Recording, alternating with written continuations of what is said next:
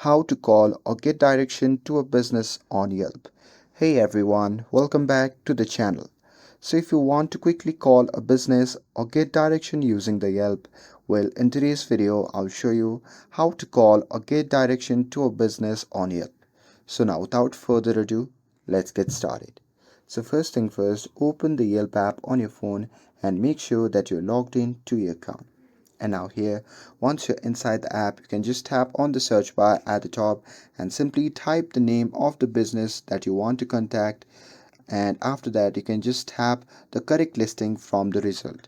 And now, once you are on the business page, to call, simply tap the phone icon or the call button, and your phone will automatically start dialing the business number. And here to get direction, you can just tap on the direction button, and after that Yelp will open your default maps app and show you the fastest route to the business. And that's it. Now you know how to call or get direction to a business on Yelp. With this, if you found this video helpful, then don't forget to like, share and subscribe to get updated for more videos. Thanks for watching, and I'll see you in the next video.